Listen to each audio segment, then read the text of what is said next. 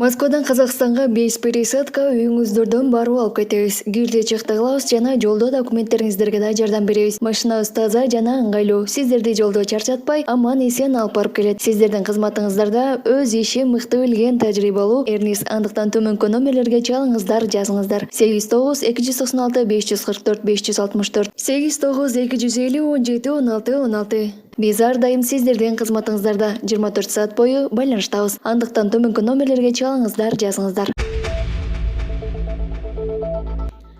30 сентябрда эртең менен Москванын аэропортторунда 30дан ашык каттам кармалып токтотулду. Бүгүн эртең менен Москванын аэропортторунда каттамдар көп кармалып турду. Бул тууралуу Яндекс расписание кызматы билдирет. 30 сентябрда Москва убактысы боюнча саат 8:30га карата Внуково аэропортунда 2 рейс кармалып, 2 токтотулду. Домодедоводо 18 рейс кармалып, 2 токтотулду. Шереметьеводо 7 рейс кармалып калды. Эмне себептен кечеңдеп жатканы азырынча белгисиз. Федералдык аба транспорту агенттиги да борбор каланын аэропортторундагы абал боюнча комментарий берген жок. 29 сентябрда да Москванын аэропортторунда каттамдар көп кармалып турду. Домодедового 9, Внукового 11 жана Шереметьевого 3 каттам кармалып, же токтотулган. Булак Назар Ньюс KG. Рахмон террорист. Берлинде тажиктер Эмомали Рахмондун кортежине жумуртка ыргытышты. Берлинде группа 24 кыймылынын тажик оппозициясынын тарапкерлери Тажикстандын президентинин кортежине жумуртка ыргытып, сүрөткө караганда Эмомали Рахмон отурган арткы терезесине тийген. Тажик оппозициясы Эмомали Рахмонду Бундестагда Рахмон отставкага кетсин, Рахмон террорист, Рахмон диктатор, Рахмон киши өлтүргүч деген ураандар менен тосуп алышты. Тажик оппозициясынын бир тобу Берлинде Эмомали Рахмондон саясий туткундарды бошотууну жана Тажикстанда адам укуктарынын сакталышын камсыз кылууну талап кылып, наразычылык акциясын өткөрүштү. Белгилей кетсек, Рахмон Берлинге Борбор Азия өлкөлөрүнүн жана Германиянын башчыларынын саммитине келген. Булак Назар Ньюс KG. Россиянын президенти Владимир Путин Донецк, Луганск эл республикаларынын жана Запорожье менен Херсон облустарынын Россия менен бириккен күнүнө байланыштуу видео кайрылуу жасады. Анын айтымында 1 жыл мурун тарыхый тагдыр чече турган жана аныктаган окуя болгон. Россия 4 жаңы субъектини кабыл алуу жөнүндө келишимге кол койгон. Донбасс, Херсон жана Запорожье облустарынын миллиондогон эли өз тандоосун жасаган. Бул эл аралык чечимдерге толук ылайык келген. Эл көптөн күткөн жана терең ойлонуп кабыл алган чечим болгон. Аларды коркутуп, үркүтүп, келечегин жана тагдырын тандоо укугунан ажыратып, адамга кымбат маданият, салт жана эне тилин унуткарууга аракет кылышкан. Улутчулдар жана алардын батыштагы колдоочулары 2014-жылы Киевде мамлекеттик төңкөрүш жасап, андан кийин толук масштабтуу жарандык согуш чыгарып, каршы чыккандарга террор, блокада, Донбасста дайыма ок атууларды жана жазалоочу акцияларды уюштурду, деди Путин. Президент миллиондогон адамдардын эркин, ишенимин жана тарыхый чындыгын эч ким жана эч нерсе жок кыла албай турганын белгилеген.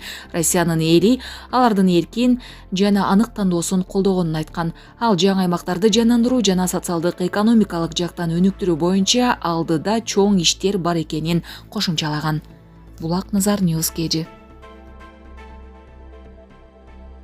Урматтуу Москва шаарындагы мекендештер, Умбем клиникасы төмөнкү кызматтарды сунуштайбыз. Педиатр, гинекология, стоматология, неврология, хирургия, кардиология, лор, УЗИ жана башка. Андан тышкары массаж жана бардык лабораториялык анализдер. Толук маалымат +7 925 103 22 77. Биздин дарек Москва шаары, метро Нахимовский проспект, Севашская 7, корпус 2. Сиздин ден соолугуңуз биздин камкордук. Армения Азербайжанды буунун сотуна берди. Армения Тоолуу Карабактагы кырдаалга байланыштуу Гаагадагы эл аралык сотко Азербайжанга каршы доо арыз менен кайрылды. Бул тууралуу чет элдик басылмалар жазышты. Доо арызда Азербайжан Тоолуу Карабактан калган этникалык армяндарды көчүрүү боюнча аракеттерди жасоодон баш тартуусу жана Тоолуу Карабактын саясий өкүлдөрүнө жана аскер кызматкерлерине каршы жазалоочу аракеттерден баш тартуусу керектиги айтылат. Армения ошондой эле соттон Илхам Алиевдин өкмөтүн Тоолуу Карабактын бийлиги чыгарган жарандык абалды алдын актыларын мыйзамдуу деп таанууга милдеттендирүүнү суранып, аймактагы армян маданий мурастарынын эстеликтерин бузууга тыюу салууну талап кылууда. Эске салсак, 19 сентябрда Азербайжан Тоолуу Карабакта конституциялык түзүлүштү калыбына келтирүү максатында жергиликтүү антитеррордук чаралар башталганын жарыялаган. 20 сентябрда Тоолуу Карабах ок атууну токтотуу жана куралдарын таштай турганын билдирип, Азербайжан бийлигин республикада борбордук деп эсептей турганын жана Баку менен конструктивдүү диалог курууга ниеттенип жатканын маалымдаган. Бул кырдаалдын натыйжасында Армениянын борборунда 19 сентябрдан бери нааразычылык акциялары уюштурулду. Тургундар премьер-министр Никол Пашиняндын Тоолуу Карабахты Азербайжанга өткөрүп берди деп айыптап, анын кызматтан кетишин талап кылуу менен көчөлөрдө жаап салган. 27 сентябрда Арменияга Тоолуу Карабахтан 42 миңден ашык адам жер которгону маалым болгон. Булак суу берекежи. Садыр Жапаров Германиянын канцлери Олаф Шольц менен жолугушту. Президент Садыр Жапаров кече 29 сентябрда иш сапарынын алкагында Берлин шаарында Германиянын федералдык канцлери Олаф Шольц менен эки тараптуу сүйлөшүүлөрдү өткөрдү. Президенттин басма сөз кызматынан билдиришкендей, кыргыз-герман күн тартибинин саясий, соода-экономикалык жана маданий-гуманитардык чөйрөлөрдөгү актуалдуу маселелери талкууланды.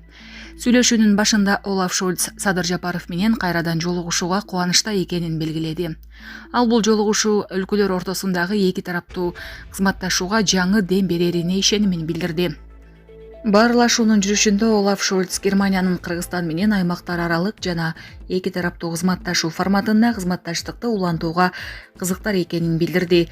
Федералдык канцлер динамикалуу өнүгүп жаткан кыргыз-герман мамилелерин канааттануу менен баса белгилеп, эки өлкөнүн өкмөттөрүнүн жана бизнес чөйрөлөрүнүн ортосундагы кызматташтыкты мындан ары тереңдетүү зарылдыгын белгиледи.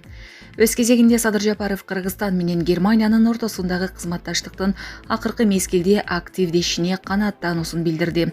Ал белгилегендей, бүгүн Берлинде биринчи жолу Германия Борбор Азия саммитин өткөрүү демилгеси өз убагында көтөрүлгөн. Садыр Жапаров Кыргызстан үчүн бул формат декларативдүү, саясий мүнөздүү гана болбостон, конкреттүү экономикалык долбоорлорго да толгону абдан маанилүү экенин баса белгиледи.